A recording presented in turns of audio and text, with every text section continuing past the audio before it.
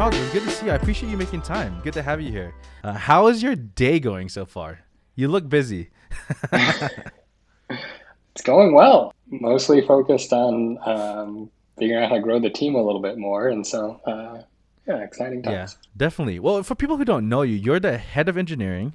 You've been the head of engineering for about 3 months now, or maybe four, at Airbyte. That's a lot of responsibility. I mean, you're one of the founding engineers who helped start the Airbyte, but now you're head of engineering. I mean, you just keep getting more responsibilities over responsibilities. How has that been for you the last couple months? Yeah, like I don't think the title is the important thing. I think being at Airbyte from the beginning, it's been Mm, like, how do we make this thing successful? And yeah. I've like tried to gravitate towards the directions where I think I have a comparative advantage and I'm most useful. And so mostly for me, I feel really proud of what we've done in the last 2 years. Yeah, I feel really good about the team that we've built, and like that makes me smile. Yeah, Yeah. so outside of that, yeah, it's a lot of responsibility, but like the goal is to like figure out how to make Airbyte successful. And it's not just me. It's like figuring out how to get everybody on the team pointing in the right direction and all focused on making Airbyte successful, because that's how we actually like grow exponentially, is if everyone on the team is in that mindset. hmm No, definitely. I agree 100%. I mean, just picturing you, Michelle, Jean, who else was here in the early beginning? Sharif, yeah. Just sitting at a table somewhere working, and then you just only imagining, I wonder where this would go in 2 years. I was number 31, I think, but now we're at 80 and Yeah. heading closer to 90 employees now. Like, just see that actually that come to fruition, and now you're not just started, you're not just building it from literally nothing, but now you're leading the engineering team. How does that feel to see where we've gone from where you started in 2020 It like was impossible to imagine. Like back in beginning of 2020, like we were working on a product that was, when COVID started? yeah, funny story. My first day was the day that San Francisco locked down. And so we had already Air, Oh, what? yeah, and so Airbyte had already been kicked out of the co-working space that they were in. And so like, oh, let's all just meet up at somebody's Wow. house. All went there, and sure enough, the news came out like lockdown. I was like, cool, I guess we'll see each other sometime in the future. But we didn't see each other in person. I think we went for a hike or something that summer or something Yeah. like that. We were working on a totally different product back then too, where we were focused on Yeah. helping people building websites get a better idea of their traffic was coming from, essentially.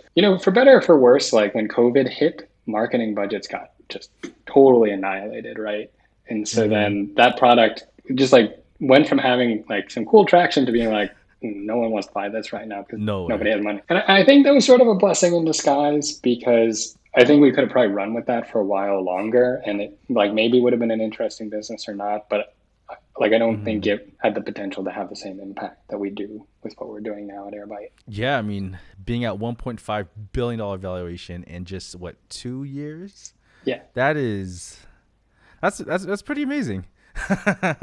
yeah, um, absolutely. I was looking at your LinkedIn. I was doing a little research on your background. So Oh, I originally thought you came directly to Airbyte from LiveRamp, but you didn't. You left LiveRamp as an engineering lead in mhm. 2019. You joined another company, and you were there for 10 months, and then you joined Airbyte. So, and you worked with Michelle at LiveRamp. So you Yeah. left Michelle, you joined another company, and you joined Michelle again. How did they convince you? What was it that made you join Airbyte? This is like probably not the typical story, but like I was wooed towards this company, Ride OS, that I went to, because it was um, they're working on ride hail APIs for self-driving cars, and it's Mm. like awesome. Like, can you think of That's something pretty sexier cool. for someone who's worked primarily in data, right? Like, I wasn't gonna try to work on the hardware of cars, and I was like, wow, okay, like this is how you get in on the ground floor. And for me, what I realized is I liked working in data a lot better. Like Mm-hmm. working in the Mm. self-driving space, like obviously that's a huge industry. It's going to be very impactful, but it's real slow. And as a Yeah. software engineer, I'm like much more in the like, let's iterate, let's learn quickly. And it's very hard to do that in the Move self-driving fast. space. Yeah. And Mm-hmm. so, I sort of learned that by doing it. And so then, yeah, sure enough, when Michelle was starting up Airbyte, I was like pretty much optimizing for working with people that I was excited to work with. And so Three of the people on the founding team I had worked with before, wanted to work with again. With Um, Sharif Sharif, and Michelle, Jared right? Reiser, and Michelle. Jared, Um, yeah. and so, yeah, I mean, that's how they peeled me off. Is I sort of realized that I had jumped into maybe not quite the right industry, and then there was an opportunity to work with Yeah. people in the industry I wanted to work in, and people I really wanted to work with again. That is awesome, though. And I'm speaking from experience. I think it's really important to enjoy who you're working with. So I referred every single friend I possibly could to join me here in the DevRel team here at Airbyte. I think it helps a lot in just getting work done and just actually enjoying work. Yeah, I talked to a lot of engineers who are like trying to figure out. They're like, "Oh, I've been at a company so long. I'm trying to figure out what the next role I want to do is." And like switching jobs is Mm-hmm. risky. And like as you're joining a new company, there are a lot of risks you take. And like one of them is like jumping into a place where culturally it's not the right fit for you. And I think like for Yes. me, that's like something that I don't think I would take a risk on again. Like I if I because if you jump into a company where you don't know anybody, you have to start from scratch Mm-hmm. in terms of becoming credible and like being able to gain responsibility. And if it turns out it's just like culturally not the place you want to be, then you waste all this time learning that. And so for me, rest of my career, I plan to be very risk averse on like taking cultural risks and looking at jobs. And that's the advice that I Yeah. now give everyone who sort of asks me that question. And you're a big part of like why the culture it is today, though, right? You were here since the beginning, and one of the main things that pulled me because my past two jobs, the culture hasn't been the best, and one of the main things that brought me here was, I mean, Anita sold me on this, was the culture, and it is pretty amazing. And we all went to San Francisco. Everyone had a lot of fun. The culture is pretty amazing, and I can generally say it's one of the things I am proud of to be a part of here. Yeah, I mean, I just to dovetail on that a little bit, I think if you've worked at a company that's larger before, your ability to like nudge the culture, I mean, it's that you can nudge it, but like it's like really Mm-hmm. hard to move the needle there. We're at a stage now where like, yeah, sure, we defined the culture 2 years ago, but like, as we grow more, like the culture we set now is going to propagate going forward. And there's actually someone on the team, Mm-hmm. his name's Topher, made the comment the other day when we were talking about incident response and like wanting to make sure we were helping the technical support team well enough. And he said, like this is the moment to decide what our culture is around this because we're small enough now that Mm. we have the ability to steer the ship relatively agilely. Um, and like in every choice we make, we need to be mindful about that. And that I thought was such a nice framing of like how everybody, not just me, but everybody on the team should be thinking about our growth and the Mm-hmm. decisions we're making. Certainly, especially when we're in hypergrowth mode, when we're trying to go from 30 employees to 200 by December. That could always be concerning on where the culture could shift. But if everyone has that in mind, if mostly everyone has that in mind, keeps in mind that we want to keep the culture or make it even improve it, can go a long way. Since you're in engineering, I do want to ask, do you have a computer science degree? Are you self-taught? Like, how did you get into engineering? Right? Yeah. Do you have a degree in anything with engineering? Um, so, I mean, not from a university. So I studied theater in college. Nice. Um, and You then, study in theater. Wow. yeah, and I worked for a couple of years in sort of like the New York theater scene, which was cool, Wow. but New York and theater. That combined sounds so interesting. yeah, and I mean, we could spend an hour talking about that. It's certainly a very interesting space, but probably not too germane to the conversation. But at a certain point, was like sort of looking around at the people in theater who were older than I was, and I was like, nobody here seems happy. Mhm. It essentially was like it was a combination of like being able to do your own creative work in the arts is hard. I didn't like getting all the funding and all that for that was hard. So like I was working really hard, but I wasn't doing creative stuff. I was working for another producer. Like yeah, looking around, you're like, well, what is the future here? And like I couldn't answer that question, and I tried really hard. And so eventually I said, okay, I know this isn't the path forward. I got to find a different path. And I'd always been interested in tech. And like, sure enough, this was when the coding boot Mhm. camps were sort of big. That's how I got my foot in the door. And I feel really lucky because I feel like with those coding boot camps, I was like, the two things that could go wrong is like this could be a It's hit or pyramid miss. scheme. Yeah, and that's also true. I got Yep. lucky that the program I did was good, but like it could be a pyramid scheme, or like I could start doing this and realize I don't like to code. And I did Hmm. see peers in my program who saw that, who went through that.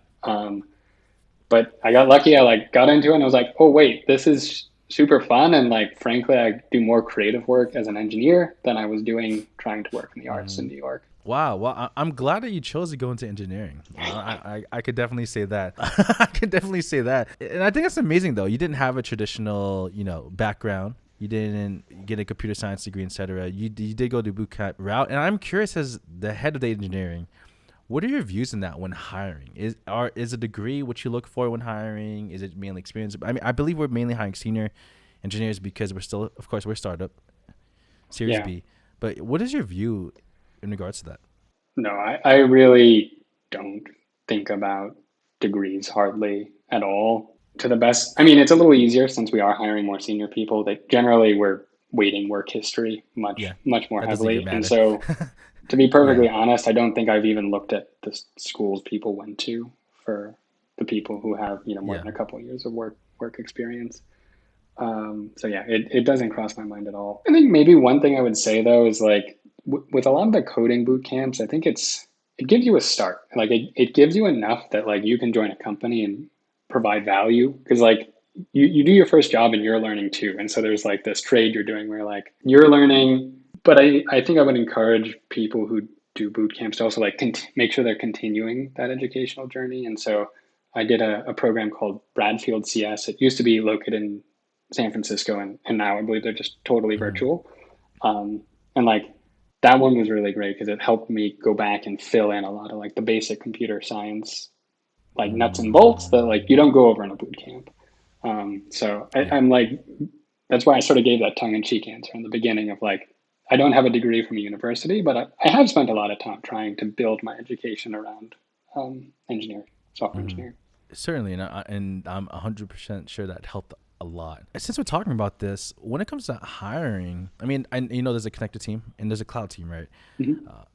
Now, what exactly do you look for any engineers that might be listening to this right now who are interested in Airbyte? Because there's quite a few actually. I'm sure. So no pressure, but people will be watching this video, who are interested in joining, and I'm curious. No pressure at all. What do you look for? Right, not who, but like what is it that you look for in a hiree? Yeah, one of the fun things about the problem we're solving is that it's a problem. So, like the problem of just moving data, like I want data from point A to move to point B, is that Hmm. most engineers have experienced this in some way, and so it's not like my previous background was advertising technology, and so it's like that's not like inherently something an engineer has an intuition about. They have to spend all this time learning about this thing. But like for movement of data and the pain Hmm. points there, like all engineers who've been in the field for a while have experienced this thing. And so Yes. like what I love is like that we bring in engineers who are able to have like really good insights into what direction our product should be going in. And like frankly, the problem we're solving is like near Mm-hmm. and dear to their heart. So that's one thing is just like have like experienced this problem from some angle and are excited about making it better. Um, and then I think the other piece is people looking to really take high ownership of the work that they do. This, Mm. especially being in a startup environment, the company value is, owning the outcome. And so we rely really heavily on the fact that when someone says, hey, I got this, I'm going to take on this project, that end to end that they will own it. That doesn't mean they have to do it all Yeah. themselves, right? Like they should be asking for help when they need it. And sometimes they're going to realize that they're maybe not the right person to work on it. And then making sure that it gets transferred to someone else is important too. But like really that sense of ownership of like, if I say Communication. I'm going to do something, I'm Mm. going to make sure it gets done one way or another. Hmm. Do whatever it takes. Yeah, Sounds like a startup, but it's exactly. true though. I mean, Exactly. you have to do what it takes. Everyone has to do what it takes to make this succeed. We're a startup. The direction of what we're doing can change at any moment, but if we're giving our best, I mean, what only good things can happen. No, definitely. Thank you for answering that though. I know it's not an easy question to answer Of course. for anyone who's watching right now. I am curious then, right, to see from an engineer point of view, because I have spoken to quite a few engineers who've asked me, a lot of questions about the engineering team, and I've always told them, I'm sorry, I can't answer all your questions. I don't work exactly on the engineering team. But Hmm. some of the questions that these people have asked me was, from your point of view, from an engineering standpoint, how would you compare us to our competitors? Yeah, for sure. I think the learning that the whole industry has undergone in the last maybe 5 years is that the number of connectors Mm-hmm. is just huge. Like every year, thousands of companies are created, and each of those are a source of data, right?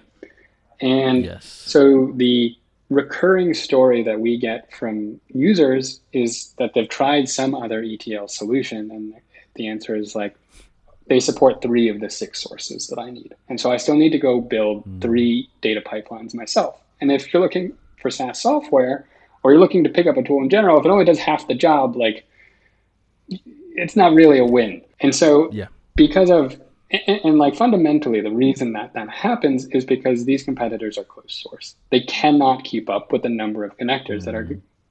that would need to be built to keep up with all the data sources that are new every year.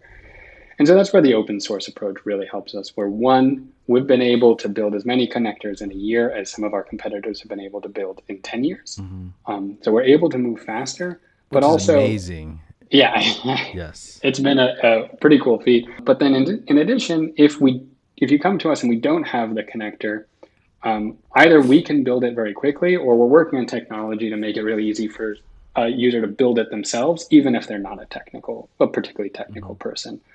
And so we're the only ETL solution that is able to actually handle all of your sources of data. And that's really what you're looking for when you're building your data pipelines.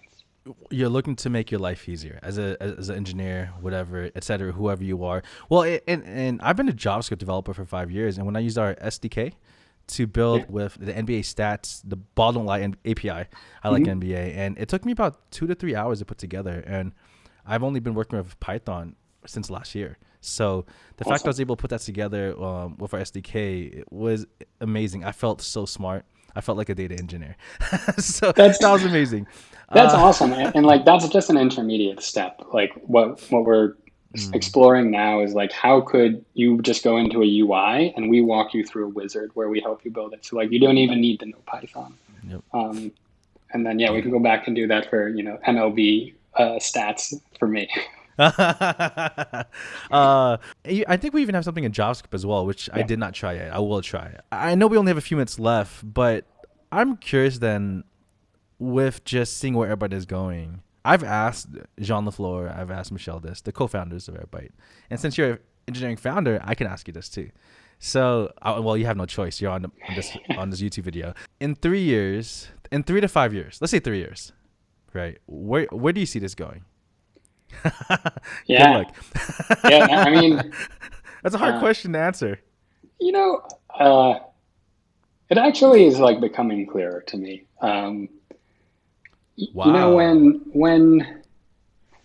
When you decide to like you want to work on a coding side project, there's a tool you pick up, and it's GitHub, maybe GitLabs, but like there are two things, and like that's in the developer Mm, zeitgeist. And yeah. you see that like Immediately, that's all you think about.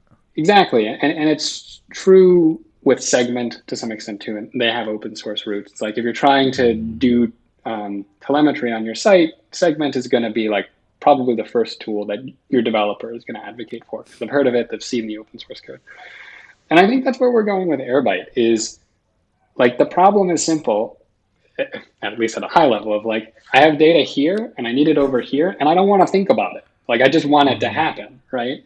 And I think where we're going is there is going to be a tool for this in 5 years, 4 years. Like this problem is going to be solved. It's going to be better. And like I think Yep. Airbyte right now is the only one position to solve it as well as we need it to be. And so the goal is Yeah. to really Certainly. get into the open source and developers like headspace so that we're the tool that people automatically pick up when they got to move data.